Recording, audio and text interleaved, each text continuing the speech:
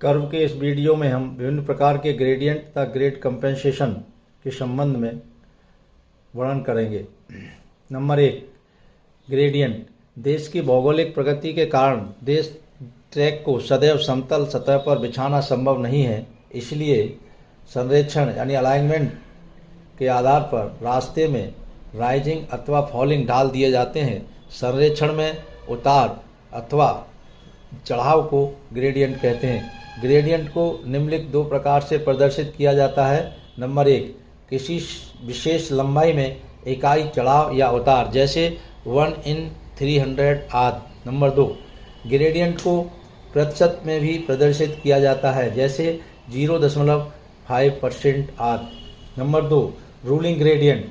Engine के प्रकार तथा उसके द्वारा खींचे जाने वाले भार के आधार पर किसी सेक्शन में दिए जा सकने वाला अधिकतम ग्रेडियंट उस सेक्शन का रूलिंग ग्रेडियंट कहलाता है। Number 3, pusher gradient.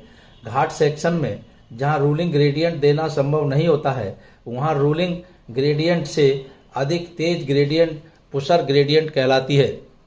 ऐसे सेक्शनों में जहां पुशर ग्रेडियंट होती हैं, वहां भार को खींचने के लिए अतिरिक्त इंजन की आवश्यकता होती है। Number 4, momentum gradient. किसी सेक्शन की कम लंबाई में रूलिंग ग्रेडियंट से अधिक तेज होती है, जिसे गाड़ी अपने मूवमेंट से बिना गति अथवा भार को कम किए और अतिरिक्त इंजन की सहायता के तय कर लेती है।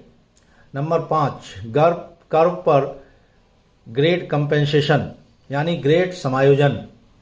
जहां पर हॉरिजॉन्टल कर्व रूलिंग ग्रेडियंट पर बनाए जाते हैं, ऐसे सेक्शनों में भार को खींचने के लिए इंजन को अपनी हॉलिंग क्षमता से अधिक बल लगाना पड़ता है। इसलिए ऐसे सेक्शनों पर ग्रेडियंट को चपटा यानी फ्लैटन करने की आवश्यकता होती है, जिससे ग्रेडियंट रूलिंग ग्रेडियंट से अधिक तेज यानी शार्प न हो।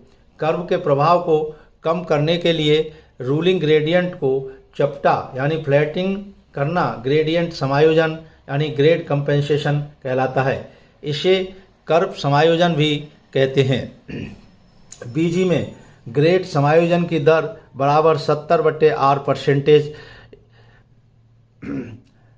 यहाँ पर R का मान 1750/D रखने पर 0.04% D यानी ग्रेड कंपेंसेशन ऑन बीजी बराबर 0.04% पर डिग्री से हम लोग इस फॉर्मूला से कंपेंसेटेड ग्रेडियंट ज्ञात कर लेते हैं। धन्यवाद।